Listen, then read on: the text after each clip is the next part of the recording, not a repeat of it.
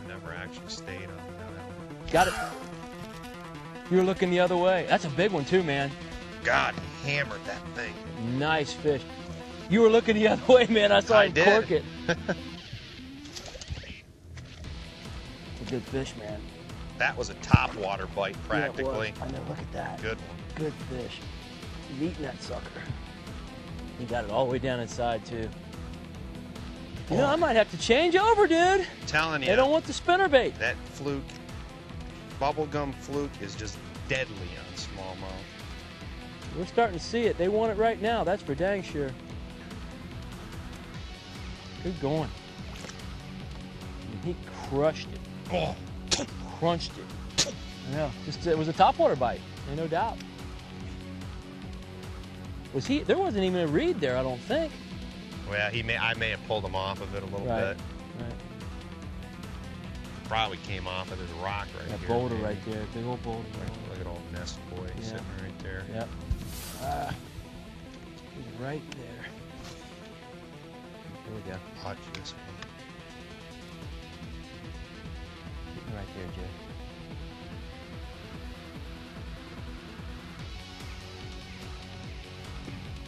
He's got it. Okay, do you see him turn on it?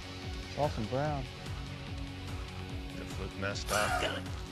All right. I saw him turn on it the first time. Oh, he's just a little guy. Trying to get big. Yeah, man, but I saw him turn on it the first time, and then he came back and got it. We're on this outside edge now.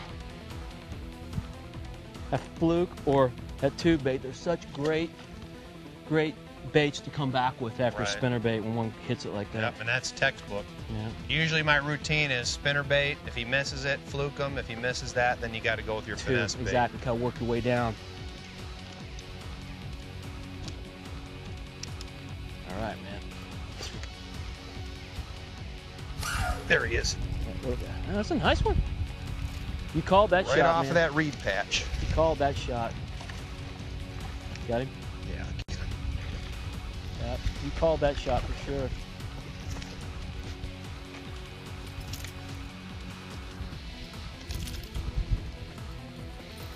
Look at that trailer hook, Joe. Yep. Is that what got him? Yep, red hook right in there.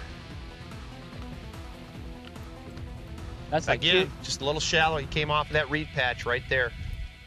That's like the third one you've caught on that trailer hook, Foot and a half of water. Jerry, I know you've got a very successful guide business. You're well established on the Bassmaster Tournament Trail. But how did you get started into tournament angling?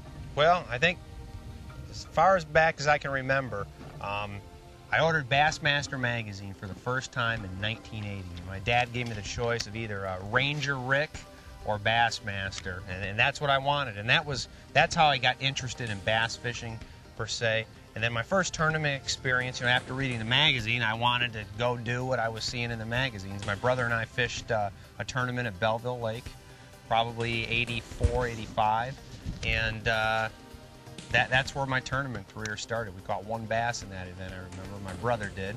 And then I joined a bass club. It was Livonia Backlashers, and that's where we really, I got to fish a lot of different lakes. First got introduced to Lake St. Clair through that lake.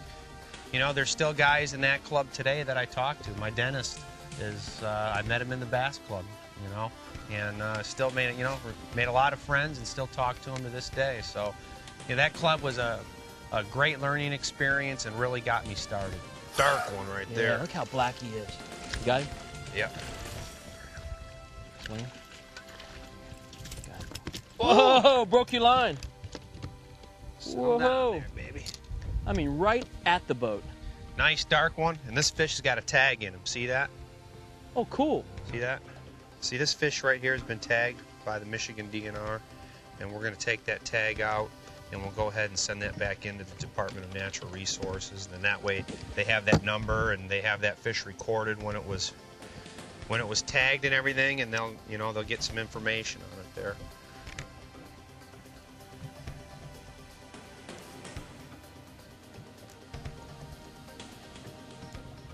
You've caught a lot of tagged bass this last week. That's the 12th one I've caught with a tag in them. They tagged 1,500 of them last year.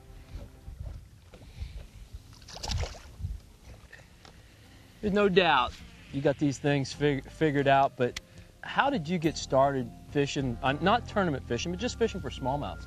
Well, basically on Lake St. Clair. You know, the lake first started getting real popular back in the mid-'80s. Right. And that's kind of my first experience with smallmouth bass. And, you know, I mean, you start learning a lot about them and discovering what, you know, what the state has to offer. And, you know, we just got a lot of good areas in the state. And, you know, St. Clair is basically my smallmouth training ground. That's home. That's home. That's home. And what you learn there, you know, you can apply it to all of these places. Reel Tactics are brought to you by AES Optics, the official eyewear of Joe Thomas and Reel in the Outdoors. In his years of guiding, Jerry has developed a lot of great techniques for catching springtime smallmouth. So I'm going to let him handle this week's Reel in the Outdoor tip.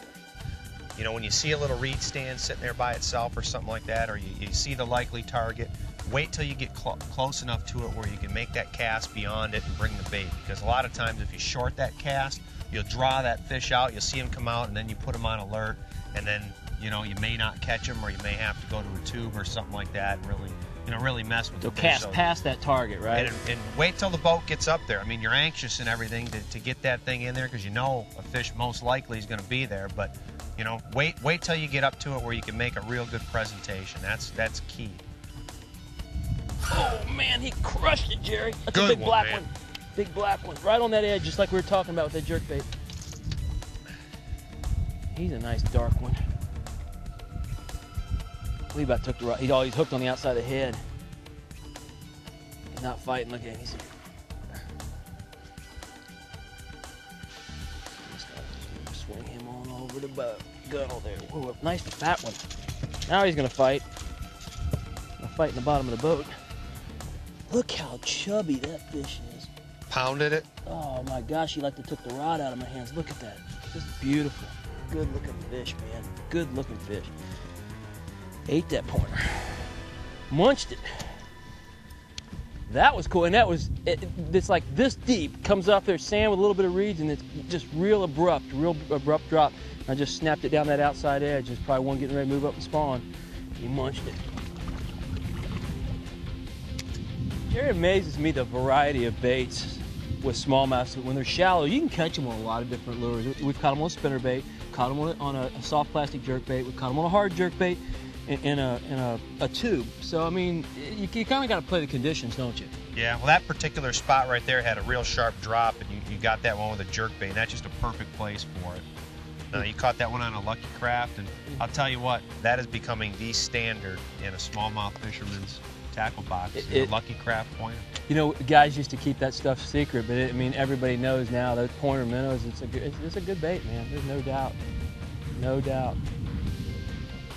You know, this ain't easy fishing.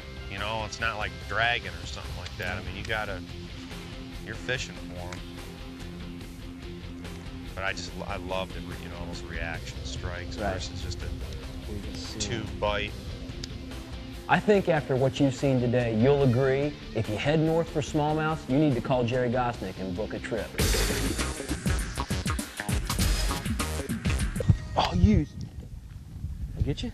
I'm fine. I got my glasses on. Anybody hurt? Nope. Hit you in the face? I got whacked right there. Sorry, man. Sorry, dude.